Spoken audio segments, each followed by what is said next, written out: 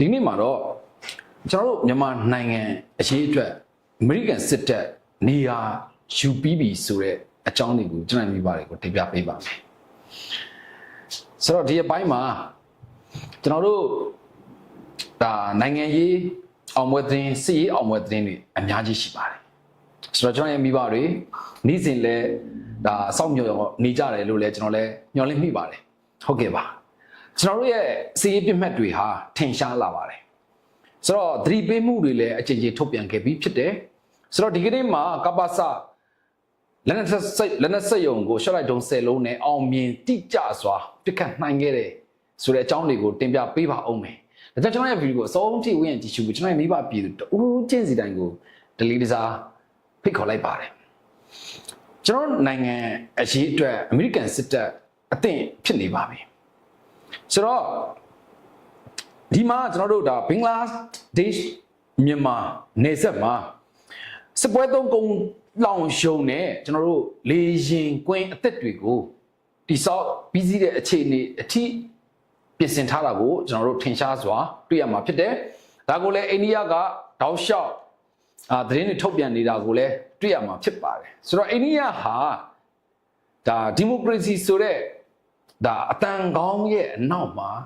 အကြမ်းဖက်စစ်တပ်ကိုစလနက်တွေထုတ်ရောင်းနေတယ်လို့လည်းကျွန်တော်တို့ဒါသတင်းတွေဒါကြားသိခဲ့ပြီးဖြစ်ပါတယ်ဟုတ်ပြီဒီသတင်းတွေကိုကျွန်တော်မပြောခင်မှာကွယ်လွန်သွားရှာပြီးဖြစ်တဲ့ပုပ်ရဟန်းမင်းကြီး Francis အကြောင်းကိုကျွန်တော်နည်းနည်းလေးတင်ပြချင်ပါတယ်ဆိုတော့ကျွန်တော်တို့ဒါခရစ်ယာန်ကက်သလစ်ဘာသာဝင်တွေရဲ့တကယ်ကိုဒါလေးစားတန်ဖိုးထားရပြီးတော့တကယ်ကိုကြီးညိုပွဲပုပ်ရဟန်းမင်းကြီးကွယ်လွန်သွားတဲ့အကြောင်းကိုကျွန်တော်ရဲ့သတင်း channel မှာမတင်ပြမိတာကတော့ကျွန်တော်ရဲ့မိဘတွေလည်းနားလည်မေလို့မျှော်လင့်ပါတယ်ဆိုတော့တင်ပြဖို့ကျွန်တော်မှာအစီအစဉ်တည်တံ့ရှိပါတယ်ကျွန်တော်ဒါကျွန်တော်တို့ဒီတကွာလုံးရဲ့ဒါတကယ်ကိုလေးစားကြည်ညိုရတဲ့ပုံကူဖြစ်တဲ့အတွက်ကျွန်တော်မှာအချက်လက်ကိုတိကျခိုင်မာဖို့အရေးကြီးပါတယ်ဆိုတော့ဒီနေ့မှာကျွန်တော်တို့ဒါပုပ်ရဟန်းမင်းကြီးကွယ်လွန်သွားတဲ့နောက်ပိုင်းမှာသူ့ရဲ့ကိုယ်ပိုင်ငွေကြေးဒေါ်လာ100ပဲရှိတယ်လို့ပြောနေကြတယ်ဆိုတော့ဒီသတင်းတော်တော်များများရဲ့စုကိုကျွန်တော်လိုက်ပြီးတော့လေ့လာကြည့်တယ်ဆိုတော့ဒေါ်လာ100ပဲသူ့လက်ထဲမှာကျန်ခဲ့တယ်ပေါ့ဗျာဆိုတော့ကျွန်တော်တို့လူမှုကွန်ရက် social စာမျက်နှာထပ်တွေမှာတက်လာတဲ့သတင်းတိုင်းဟာဒါလွဲချော်မှုတွေအမှားတွေလည်းရှိနိုင်ပါတယ်ဒါကြောင့်လည်းပဲကျွန်တော်တို့ဒါပုပ်ရဟန်းမင်းကြီး Francis နဲ့ပတ်သက်ပြီးတော့တင်ပြတဲ့အကြောင်းအရာအတိုင်းဟာကျွန်တော်အတွက်အရေးကြီးပါတယ်ဆိုတော့ဒီ source ကိုကျွန်တော်လေ့လာကြည့်လိုက်တဲ့ချိန်မှာ Celebrity Net website ကနေပြီးတော့ကျွန်တော်တို့တင်ထားတာကိုတွေ့ရတယ်အဲ့ဒီ website ကသတင်းတိကျခိုင်မာတယ်ဆိုတာကိုကျွန်တော်တို့တွေ့ရတယ်ဖြစ်တယ်ဗျဟုတ်ပြီကျွန်တော်တို့ဒါပုပ်ရဟန်းမင်းကြီး Francis ကအလွန်ရိုးသားပြီးတော့တိမ်မွေ့ပါတယ်ပြီးတော့လောဘကင်းမဲ့တဲ့အချက်တွေကသူ့ကိုထင်ရှားစေခဲ့တာပါဟုတ်ပြီကျွန်တော်ဗာလီကန်ရဲ့နှစ်ပေါင်းများစွာစုဆောင်းခဲ့တဲ့ပိုင်ဆိုင်မှုတွေအိမ်ချမ်းမြေရင်းနှီးမြှုပ်နှံမှုတွေဒေါ်လာ10ဘီလီယံနဲ့15ဘီလီယံကြားမှာရှိမယ်လို့ထိုင်းမဂဇင်းကခန့်မှန်းပေမဲ့ဗာလီကန်ရဲ့အကြီးအကဲရိုမန်ကက်သလစ်ကျောင်းတော်ရဲ့266ဦးမြောက်ခေါင်းဆောင်ပုပ်ရဟန်းမင်း Francis ပိုင်ဆိုင်မှုကတော့ဒေါ်လာ100သာရှိပါတယ်ဒါအပြင်အခြားဗန်စင်ရင်တွေကိုပိုင်ပစ္စည်းဥစ္စာလို့ဘာတစ်ခုမှမရှိပါဘူးလေဗျာဆိုတော့ပုပ်ရဟန်းမင်းကြီး Francis ရဲ့ဒီကြောင်းလေးကိုကျွန်တော်ဒါတော့လေးနည်းနည်းလေးတင်ပြလိုက်တာတော့မှကျွန်တော်ရဲ့စိတ်နှလုံးအေးချမ်းသွားတယ်ကျွန်တော်တို့ဒီလိုဖြစ်အောင်ကြိုးစားရမှာပါပြီးတော့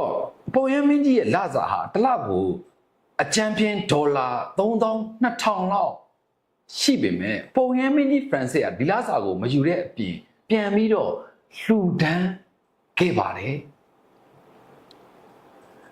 ဟုတ်ပြီဒါရင်ပဲလားဆိုတော့မဟုတ်သေးပါဘူးကျွန်တော်တို့ Lamborghini car company ပိုင်ရှင်ကပုပ်ရဟန်းမင်းကြီးအတွက်အထူးရည်ရွယ်ပြီးတော့တိဆောက်ထားတယ်ပြီးတော့ပုပ်ရဟန်းမင်းကြီးအတွက်တီးသက်လာရောက်လှူဒန်းတဲ့ဒေါ်လာ4 သိန်းတန် တန်ဖိုးရှိတဲ့လဘော်ကန်ဒီကားကိုလည်းပဲပုံရန်မင်းကြီးကလက်ခံတာပဲရှိပါတယ်ဒီကားကိုလည်းကျွန်တော်တို့ဒါလေလံပြစ်ပြီးတော့ရရှိလာတဲ့ယူရို8,9385ကို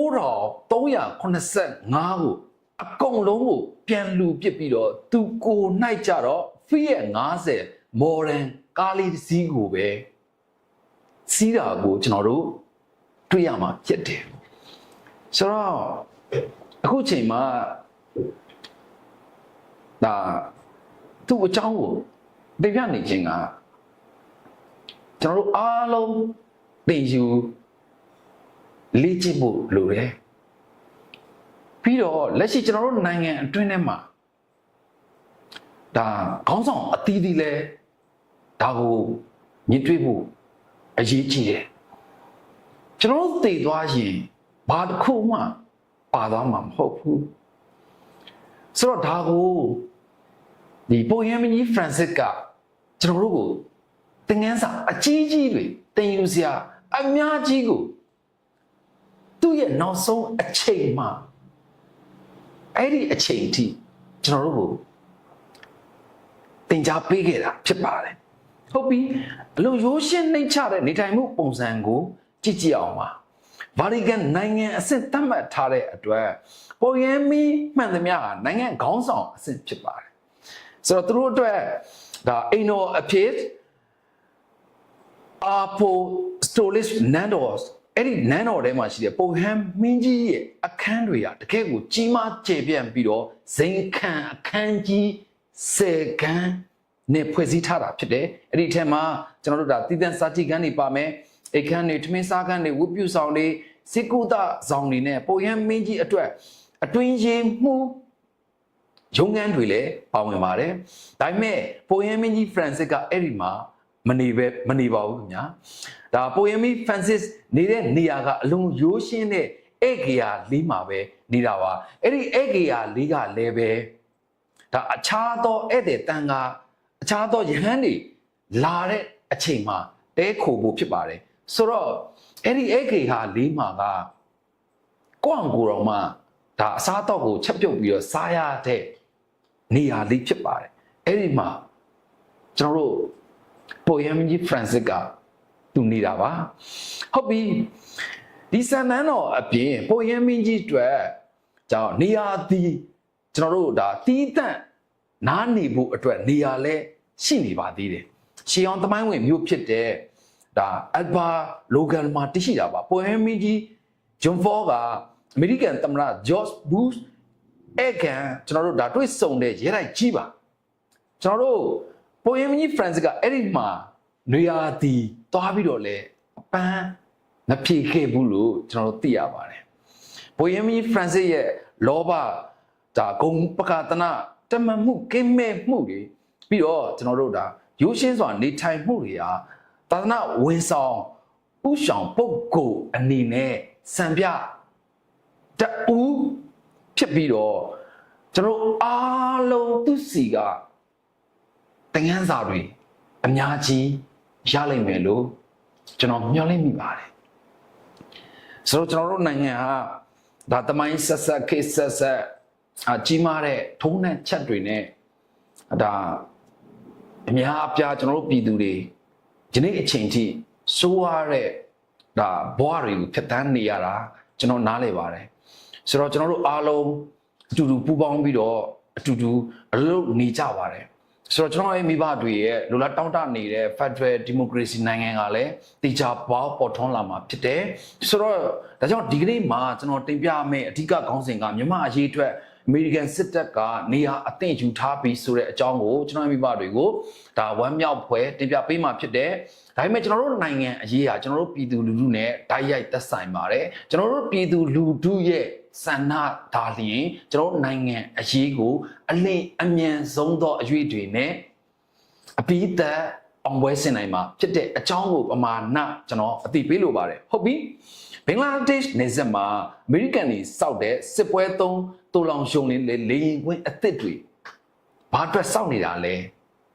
ဆိုတာကိုကျွန်တော်တို့သိဖို့အရေးကြီးပါတယ်ဟုတ်ကဲ့ပါ ကျွန်တော်တို့မြန်မာနိုင်ငံရဲ့နောက်ွယ်မှာအမေရိကန်ကအသင့်နေရာယူထားပြီးပြီလို့ကျွန်တော်တို့ယူဆလို့ရတယ်အခုရှိတာကဒါအခြားနိုင်ငံတွေကိုမကူညီတော့ဘူးဆိုတဲ့ဒါလီလုံးပစ်ထားတဲ့အခြေအနေတွေနဲ့လက်ရှိ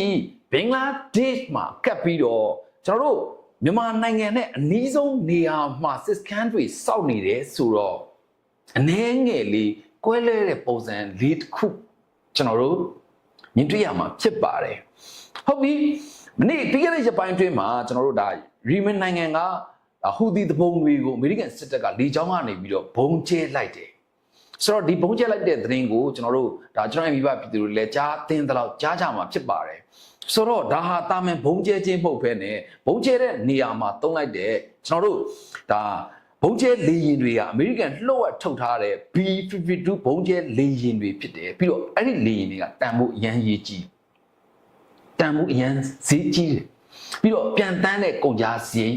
အရန်များတယ်ဒါပေမဲ့အမေရိကန်ဟာသူတို့လှုပ်သိမ့်လှုပ်ထိုက်တဲ့အချိန်မှာသူတို့တွေလှုပ်ဆောင်မှုကိုပြက်ပြက်သားသားကြီးကြီးမားမားလှုပ်ဆောင်တတ်တယ်ဆိုတာကိုလည်းကျွန်တော်တို့ဒါတာရကတွေနဲ့တွေ့မြင်ရမှာဖြစ်တယ်ဟုတ်ပြီကျွန်တော်တို့ဒါ Trump တက်လာတဲ့အချိန်မှာဒါဒီလိုမျိုးပဲဗျာစစ်စင်ရေးတွေဒီလိုမျိုးစစ်ရေးတွေမတွေ့ရဘူးလို့ထင်ရပေမဲ့အမေရိကန်သမ္မတတွေဟာသူတို့လှုပ်ဆောင်တတ်တဲ့အချက်တွေရှိနေပါတယ်ဆိုတော့ကမ္ဘာအရေးနဲ့ကျွန်တော်တို့မြန်မာနိုင်ငံအရေးကိုပြစ်မထားဘူးဆိုတာဟာကျွန်တော်တို့ဒီတက်တွေကိုကြည့်လိုက်ရင်မြင်တွေ့နိုင်ပါတယ်ကျွန်တော်အခုတင်ပြနေတဲ့သတင်းကအမေရိကန်ရဲ့အကူအညီတွေညှော်လင့်တောင်းတပြီးတော့ပြောဆိုနေခြင်းမဟုတ်ပါဘူးဆိုတော့ကျွန်တော်တို့နိုင်ငံကအရေးကြီးတဲ့ဒါနေရာတစ်ခုဖြစ်တယ်ကျွန်တော်အာရှတိုက်ရဲ့တကယ့်ကိုအချက်ကြတဲ့ဒါကမ္ဘာပရဝီအခြေအနေကိုပါပြောင်းလဲပြစ်နိုင်တဲ့ဒါနေနမိတ်မှာရှိနေတဲ့နိုင်ငံတစ်ခုဖြစ်တယ်ဆိုတာလည်းကျွန်တော်ရဲ့မိဘတွေဒါသိရှိပြီးဖြစ်ပါလိမ့်မယ်လက်ရှိချိန်မှာကျွန်တော်တို့ဒါပိုလန်မှကြီးကိုဖန်တီးနေတဲ့ကျွန်တော်တို့တရုတ်ရဲ့စီမံကိန်းတွေနဲ့ပတ်သက်ပြီးတော့လည်းအားလုံးလည်းတွေ့ရှိပြီးဖြစ်ပါကျွန်တော်တို့နိုင်ငံဘယ်လောက်ထိအရေးကြီးလဲဒါကြောင့်လည်းပဲတရုတ်ဟာကျွန်တော်တို့နိုင်ငံကိုထိန်းချုပ်နိုင်ဖို့အတွက်ကျွန်တော်တို့နိုင်ငံကိုသူတို့ဒါခိုင်းရင်လို့ခိုင်းလှုပ်ချင်လို့လှုပ်နိုင်ဖို့အတွက်သူတို့ကြိုးဆွဲရနဖားထိုးရနေတတ်တဲ့ဒါအကျန်းဖတ်အုပ်စုမာလာကိုပဲလက်ရှိအချိန်ထိသူတို့တွေကဒါထောက်ပံ့ပေးနေတာကျွန်တော်တို့ထင်ရှားစွာတွေ့နေရတယ်ဟုတ်ပြီဒါဆိုရင်တော့လက်ရှိအချိန်မှာကျွန်တော်တို့ဘာမှ app ကိုကျွန်တော်ရဲ့မိဘတွေမမိအောင်မယ်ထင်တယ်ဗျာဟုတ်ပြီဘာမှ app ကကျွန်တော်တို့လက်ရှိအချိန်တွေထိတနည်းအားဖြင့်ပြောမယ်ဆိုရင်ဒါပျောက်ကွယ်သွားတာမဟုတ်ဘူးတိတ်မြုပ်သွားတာမဟုတ်ဘူးဆိုတော့ဘာမှ app ကိုအမေရိကန်အစိုးရကပို့ပြီးတော့သတိပြုသွားစေတဲ့အချက်ကကျွန်တော်တို့နိုင်ငံကျွန်တော်တို့စကိုင်းကနေပြီးတော့အဓိကလှုပ်သွားတဲ့ငလင်နဲ့ပတ်သက်ပြီးတော့ဘာမှအကူအမေရိကန်အတိုင်းဝိုင်းအမေရိကန်အစိုးရကတတိယသွားတဲ့အခြေအနေတစ်ခုလည်းရှိပါတယ်ဟုတ်ပြီအမေရိကန်သမ္မတကငလင်နဲ့ပတ်သက်တဲ့အကူအညီတွေကိုလည်းပေးဖို့လှုပ်ဆောင်သွားမယ်လို့လည်းသူတို့တွေကဒါတဝန်ကြီးညာချက်ကိုလည်းတွေ့ရမှာဖြစ်တဲ့ဟုတ်ပြီအင်ဒိုပစိဖိတ်ဒေသမှာတာဝန်ကျတဲ့စစ်ဦးစီးချုပ်ကိုယ်တိုင်မက်စလာတဲမှာပဲဘင်္ဂလားဒေ့ရှ်ကိုရောက်ရှိခဲ့တယ်အဲ့ဒီသတင်းနဲ့ပတ်သက်ပြီးတော့ကျွန်တော်အရှိဗီဒီယိုတွေမှာလည်းတင်ပြခဲ့တာရှိပါတယ်ဟုတ်ပြီဘင်္ဂလားဒေ့ရှ်ကိုအချင်းချင်းရောက်ပြီးတော့အမေရိကန်စစ်တပ်ဟာကျွန်တော်တို့မြန်မာနယ်စပ်နဲ့ရခိုင်ချင်းနယ်စပ်အထိလာရောက်ခဲ့တယ်ပြီးတော့အဲ့ဒီနယ်စပ်တွေကိုရောက်ပြီးတဲ့နောက်ပိုင်းတွေမှာစစ်ကန်တွေကိုတိဆောက်နေတယ်လို့အိန္ဒိယသတင်းစာကထုတ်ဖော်ရေးသားခဲ့တယ်ဆိုတော့အိန္ဒိယဟာမျက်ခြေမပြတ်တောက်လျှောက်ကြည့်နေတယ်ဆိုတော့ဘင်္ဂလားဒေ့ရှ်နဲ့ပတ်သက်တဲ့အကြောင်းအရာတွေကျွန်တော်တို့နိုင်ငံနဲ့ပတ်သက်တဲ့အကြောင်းအရာတွေအဓိကတော့ကျွန်တော်တို့ဒါအာဆီယံထဲမှာသူတို့တွေဟာအင်အားကြီးထွားခြင်းနေကြတယ်ဆိုတော့အင်အားကြီးထွားဖို့ကိုသူတို့တွေနှီးမျိုးစုံသုံးပြီးတော့ပါဝင်ပတ်သက်နေကြတယ်လက်ရှိအခြေအနေအထိကျွန်တော်တို့ဒါ ပြည်သူတွေကိုအကြမ်းဖက်ဘုံကျဲတပ်ဖြတ်နေတဲ့အကြမ်းဖက်ဖက်စစ်တပ်ကိုစစ်လက်နက်ပစ္စည်းတွေရောင်းချခဲ့တဲ့ဒါမှတ်တမ်းမှတ်ရာတွေရှိခဲ့တဲ့အိန္ဒိယဟာသူတို့ရဲ့အခုအတီးပြုထုတ်ပြန်ချက်တွေထွက်ပေါ်လာပါတယ်ဆိုတော့ကျွန်တော်တို့ဒီချင်းနဲ့ရခိုင်နယ်စပ်တီကျွန်တော်အမေရိကန်ရဲ့ဒါအရာရှိဒါအကြီးပိုင်းတွေလာရောက်ပြီးတော့လေ့လာတယ်ပြီးတော့ဘင်္ဂလားဒေ့ရှ်မှာမြန်မာနဲ့အနီးဆုံးနေရာအထိတက်စကန်တွေတိဆောက်တယ်ပြီးတော့ဆက်လက်နဲ့တူလောင်ယုံတွေကိုတိဆောက်တယ်ပြီးတော့လေရင်ခွင့်အသစ်တွေကိုတိဆောက်ပါတယ်ဟုတ်ပြီအမေရိကန်ရဲ့ကုန်တယ်ရေးစစ်ပွဲရဲ့နောက်ွယ်မှာဘာတွေရှိနိုင်အောင်လဲကျွန်တော်အားလုံးတက်ဆရတာခက်ခဲပါလိမ့်မယ်ဆိုတော့ကုန်တယ်ရေးစစ်ပွဲလို့ကျွန်တော်တို့အားလုံးထင်ရပေမဲ့မြင်ရပေမဲ့စီရေးအရာအေးယူလာနိုင်တဲ့အကြောင်းအရာတွေမြောက်များစွာရှိလာနိုင်ပါတယ်ဆိုတော့ဒီကနေ့မှာပဲ Trump ရဲ့သူ့ရဲ့ပေါ့နော်ဒါ social account မှာကျွန်တော်တို့ဒါရှီကျင်းဖင်ကသူ့ကိုဖုံးခေါ်ဆိုတဲ့အကြောင်းကိုသူတင်ထားတာကိုကျွန်တော်တွေ့ရတယ်ကျွန်တော်ရဲ့ Telegram မှာလည်းTrump ရဲ့ဒါသူပြောထားတဲ့သူ့ရဲ့ account နဲ့ပေါ့နော်အဲ့ဒါလေး scan shot လေးကျွန်တော်တင်ထားပါတယ်ကျွန်တော်ရဲ့မိဘတွေဝင်ရောက်ပြီးတော့ကြည့်ရှုပြီးတော့သုံးသပ်လို့ရတယ်ပြီးသွားရင်ကျွန်တော်တို့ရဲဘော်ရှမ်းလေး family group မှာကိုပိုင်တုံးချင်းစီရဲ့အမြင်တွေကိုလည်းအကြံပြုဆွေးနွေးဖို့လည်းကျွန်တော်ဖိတ်ခေါ်ပါတယ်ဒါဟာအရေးကြီးနေတဲ့ကာလလည်းဖြစ်တယ်ဟုတ်ပြီဒီလိုမျိုးကုန်သွယ်ရေးစစ်ပွဲတွေမှာအနိုင်အရှုံးဆိုတာကမှန်းဆရခက်ပါတယ်ဆိုတော့တစ်ဖက်ကလည်းကုန်သွယ်တဲ့ဒါကျွန်တော်တို့အခွန်နှုန်းတွေကိုတိုးမြင့်ကောက်ခံတယ်ဆိုတော့တစ်ဖက်ကလည်းတိုးမြင့်ကောက်ခံတယ်ဆိုတော့ကျွန်တော်တို့အမေရိကန်နဲ့တရုတ်ရဲ့အားပြိုင်မှုကကုန်သွယ်ရေးစစ်ပွဲတစ်ခုထပ်ပိုလာနိုင်တာကိုကျွန်တော်တို့သတိပြုရမှာဖြစ်ပါတယ်ဟုတ်ပြီမြမအရေးကိုအကြောင်းပြုပြီးတော့လက်နက်ပါလာတဲ့စစ်ပွဲတွေအထိရောက်ရှိနိုင်နေဆိုတာကိုလည်းကျွန်တော်တို့ကြိုတင်ပြီးတော့ပြင်ဆင်ထားဖို့လိုတယ်အမေရိကန်စစ်တပ်ကြီးကျွန်တော်နိုင်ငံအတွင်းကိုဝင်လာမှာမဟုတ်ပါဘူးဆိုတော့ကျွန်တော်နိုင်ငံနဲ့ဒါကျွန်တော်ပြည်သူတွေလူလာတောက်တနေတဲ့ Federal နဲ့ Democracy အတွက်လက်နက်ကယ်ဆယ်ရေးထောက်ပံ့ပစ္စည်းတွေအတွက်ဖြစ်လာဖို့ရှိနေပါတယ်ဒါဒီသတင်းဟာအတီးပူပြီးသတင်းဖြစ်ပါတယ်ဟုတ်ပြီကျွန်တော် viewer ခင်းရတဲ့အမေရိကန်ကကုန်သွယ်ရေးစစ်ပွဲကနေလက်နက်စစ်ပွဲအထိရောက်လာတဲ့အခြေအနေဖြစ်လာခဲ့ရင်တရုတ်နိုင်ငံရဲ့လက်ပါစီပြီးတော့တရုတ်နိုင်ငံနဲ့ထိစပ်နေတဲ့နိုင်ငံတွေဟာသူ့အတွက်အရေးကြီးပါတယ်ဒါကြောင့်ကျွန်တော်တို့နိုင်ငံအရင်ကိုအရေးကြီးတယ်ကျွန်တော်နိုင်ငံဟာအပွင့်လင်းဆုံးကျွန်တော်ပြောချင်တာကတရုတ်ဟာသူတို့ရဲ့လက်ပါစီသူတို့ရဲ့သစ္စာခံသူတို့ရဲ့အောက်ကကျိုးနိုင်ငံလေးအဖြစ်သူတို့တွေထားရှိခဲ့တာစီမံကိန်းကိုတည်တည်ချာချာပြင်ဆင်ရေးဆွဲခဲ့ပြီးတော့ကျွန်တော်မာလာမင်းအောင်လိုင်းအာနာသိမ့်တဲ့အချိန်မှာ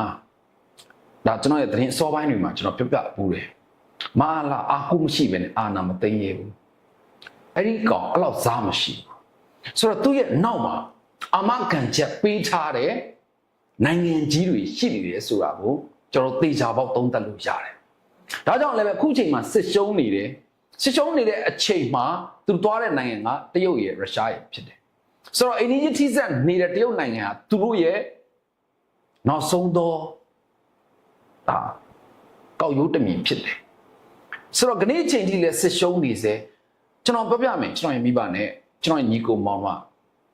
ကျွန်တော်တို့စစ်ရှုံးနေတဲ့ပွဲတစ်ပွဲမှမရှိအခုလက်ရှိတက်ခိုက်သိမ့်ပိုက်ပြီးသားမြို့ရွာတွေစခန်းတွေအမြောက်အများကျွန်တော်တို့ထိတ်ချုပ်ထားတဲ့လက်ထဲမှာရှိတယ်သူတို့ကျွန်တော်တို့ရှိရပြန်ယူသွားတာကအခုကျွန်တော်ရဲ့မိဘတွေစိတ်မကောင်းဖြစ်နေတဲ့လာရှိုးတစ်ခုပဲရှိပါတယ်ဒါစိတ်မကောင်းစရာမဟုတ်ပါဘူးဒါလာရှိုးနဲ့ပတ်သက်ပြီးတော့ MNDAA ကလည်းဒီကနေ့မှာပဲတရားဝင်ထုတ်ဖော်ပြောဆိုလာတယ်လာရှိုးကိုပြန်ပေးလိုက်ရတဲ့အတွက်သူတို့တွေအလွန်အင်မတန်စိတ်မကောင်းဖြစ်မိတဲ့အကြောင်းပါဒါပေါ့ကျွန်တော်တို့တော့ဒီလောက်ထိ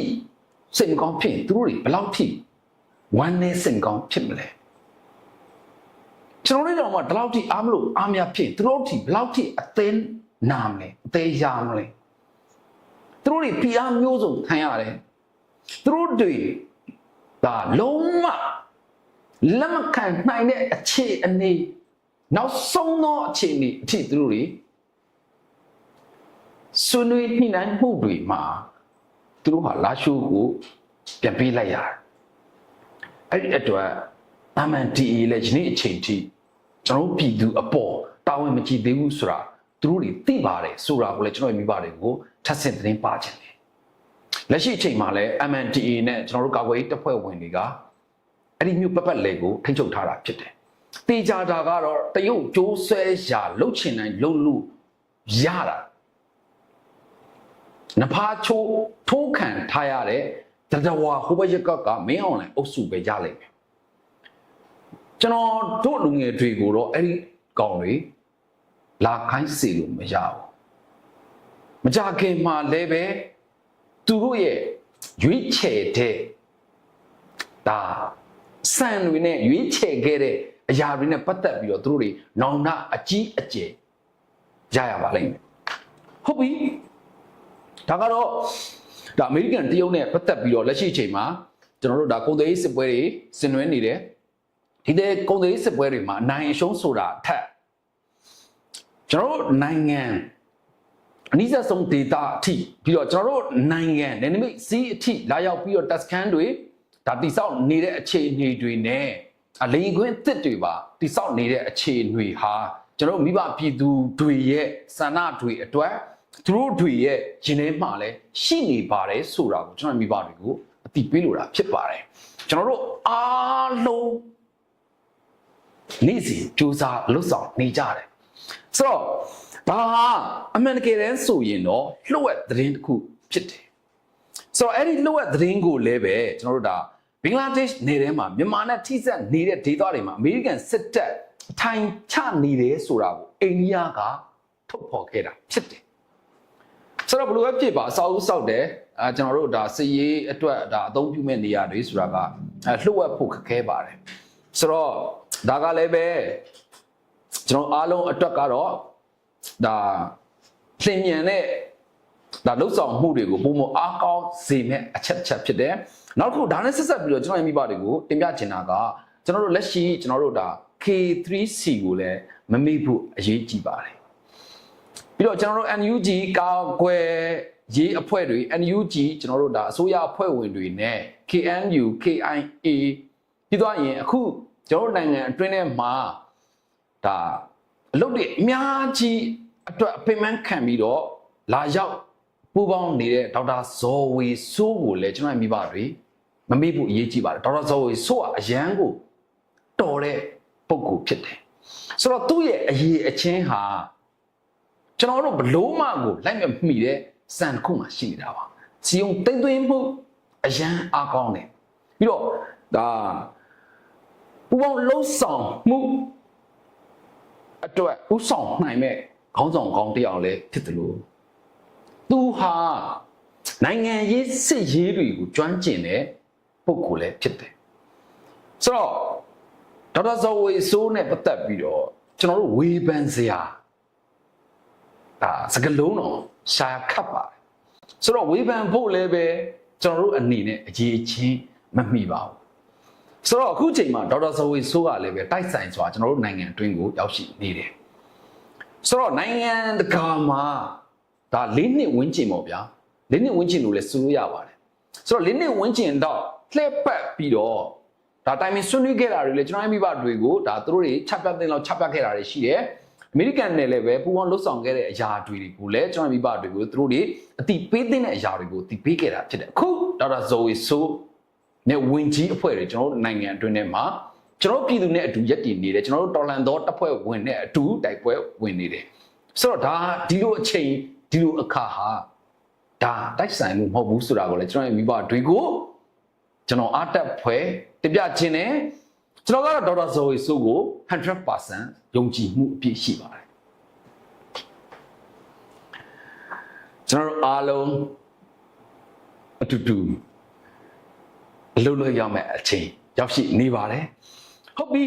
ဒါကြောင့်လည်းပဲကျွန်တော်တို့ဓာတ်တွေကိုကျွန်တော်တို့တော့เนาะကျွန်တော်တို့ဒါပေါင်းပြီးတော့ကျွန်တော်တို့အနှစ်ချုပ်တင်ပြရမယ်ဆိုရင်အားလုံးထင်မြင်ယူဆနေတဲ့ရခိုင်ချင်းဒေသတွေကိုပဲတည်တံ့ကူညီဖို့အတွက်အမေရိကန်စစ်တပ်ဟာငွေကြေးအကုန်ကျခံပြီးတော့အဲ့ဒီနေရာမှာစစ်စကန်တွေဆက်လက်နဲ့တူလောင်ယုံတွေလေရင်ကွင်းတွေ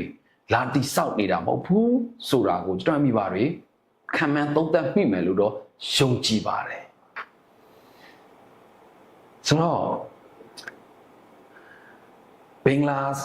မြန်မာနယ်စပ်မှာအမေရိကန်နိုင်ငံကဘင်္ဂလားဒေ့ရှ်ဧရိယာမှာမြန်မာနဲ့အနီးဆုံးနေရာမှာငွေကြီးမြောက်များစွာအကုန်ကြခံပြီးတော့စစ်စကန်ဘာကြောင့်လာတီဆောက်တာလဲဆိုတဲ့အဖြေကိုကျွန်တော်မိပါတွေသုံးသပ်မိမယ်လို့ပြောနေပါတယ်ဟုတ်ပြီဘာမှအဟာကျွန်တော်နိုင်ငံတနိုင်ငံလုံးလို့တောက်တနေတဲ့ Federal နဲ့ Democracy ရရှိဖို့နဲ့နှစ်ပေါင်းများစွာအမြင့်တွယ်နေတဲ့အာဏာရှင်အုပ်စုကြာဆုံးဖို့အတွက်ဖြစ်တဲ့အကြောင်းကိုလည်းထပ်လောင်းပြီးတော့ကျွန်တော်တင်ပြပါရစေဟုတ်ကဲ့ပါဆိုတော့ဒီ mission နဲ့ပတ်သက်ပြီးတော့ဘယ်အချိန်မှာဘာတွေဖြစ်လာမလဲဆိုတာကိုကျွန်တော်ကို၌သုံးသပ်ဖို့ခက်တယ်လို့အခြားသောစည်ကျွမ်းကျင်တဲ့သူတွေအနေနဲ့လည်းပဲကြိုတင်ပြောဆိုဖို့အရန်ကိုခက်ပါတယ်ဟုတ်ပြီဒါကတော့ကျွန်တော်တို့အမေရိကန်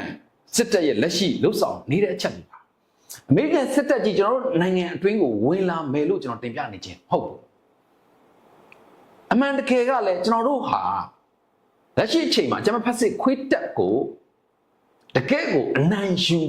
နေတဲ့အခြေအနေကိုလည်းကျွန်တော်မိပါတယ်တွေ့မြင်ဖြစ်တယ်ဆိုတော့တို့စစ်တပ်ကြီးမလာရင်တော့မှကျွန်တော်တို့ကာကွယ်ရေးတပ်ဖွဲ့ဝင်တွေအတွက်လိုအပ်တဲ့စစ်လက်နက်ပစ္စည်းတွေနဲ့လိုအပ်တဲ့ထောက်ပံ့ရေးပစ္စည်းသာပေး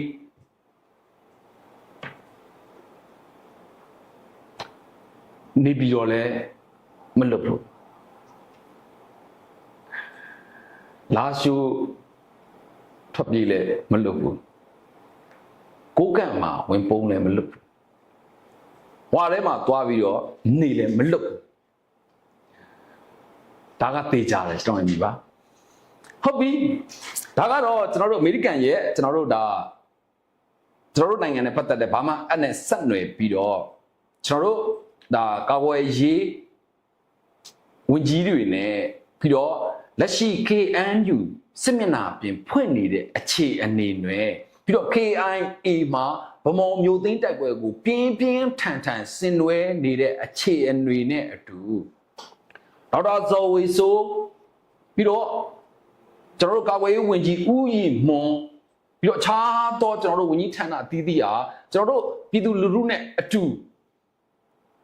နောက်ဆုံးသောတိုက်ပွဲကိုအမြင့်ဖြတ်ချေမှုန်းတော့မယ်ဆိုတဲ့သူတို့ရဲ့ဖော်ပြချက်တွေနဲ့ကျွန်တော်ကဆက်လင်းပြီးတော့ကျွန်တော်ရဲ့မိဘတွေကိုတင်ပြခြင်းဖြစ်တယ်ဟုတ်ပြီနောက်ထပ်ကကပ္ပစာ73ကို short တိုက်တုံး10လုံးနဲ့ပြစ်ခတ်နိုင်ခဲ့ပါတယ်ဆိုတော့ထုံးစံတိုင်းပဲဒီဗီဒီယိုကိုကျွန်တော်ရဲ့ Telegram မှာအားရပါရဝင်အောင်ကြည့်ရှုပါအဲ့ဒီ10လုံးလုံးကကျွန်တော်တို့ပြစ်ချင်တဲ့အဓိကရည်ရွယ်တဲ့ပြစ်မှတ်တွေအကုန်လုံးကိုတိကျပြစ်ခတ်ဖောက်ခွဲနိုင်ခဲ့ပါတယ်ဆိုတော့ဒါနောက်ပိုင်းတွေမှာဒါထိခိုက်ဒဏ်ရာရရှိတဲ့အခြေအနေတွေပြီးတော့အကြမ်းဖက်စစ်ခွေးတက်ရဲ့အဓိကအရေးပါတဲ့ဒါအဆောက်အဦတွေဘယ်လောက်ထိပျက်စီးသွားမလဲဆိုတာကိုကျွန်တော်တို့ထပ်မံပြီးတော့တင်ပြပေးမှာဖြစ်တဲ့မကွေးတိုင်းဒါစင်ဖော်ဝဲမြို့နယ်အခြေဆိုင်အမှတ်73ကာကွယ်ရေးပစ္စည်းစက်ရုံကိုည12နာရီမှာတရားခွန်မ10လုံးနဲ့ပြစ်ခတ်နိုင်ခဲ့ကြောင်းကို BWM ကနေပြီးတော့သိရှိထားပါတယ်ဆိုတော့ရည်ရွယ်ထားတဲ့အဓိကပြစ်မှတ်တွေကိုတိုက်ရိုက်တိကျစွာပြစ်ခတ်နိုင်တယ်ဆိုတော့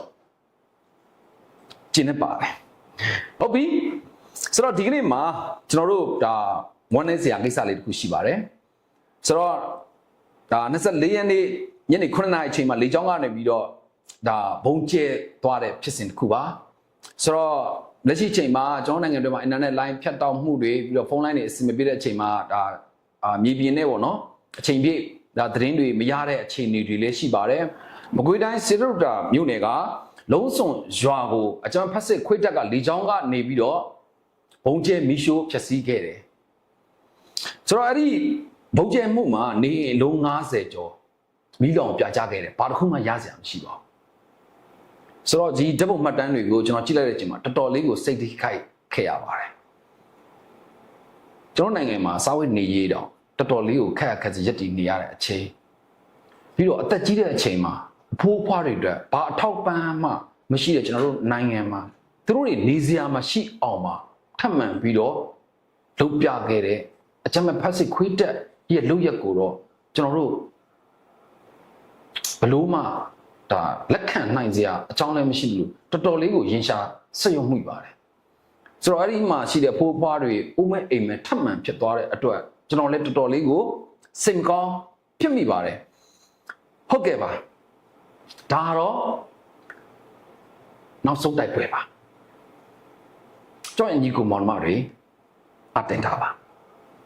ကျွန်တော်အားလုံး2025ဒီနှစ်ဒီအချိန်ကျွန်တော်တို့တော်လှန်သောဒီအရွယ်မှာပဲအမြင့်ဖြတ်ချိန်မှုံးသွားမှာဖြစ်ပါတယ်ဆိုတော့နောက်ဆုံးသောတိုက်ပွဲမှာကျွန်တော်မိဘတွေ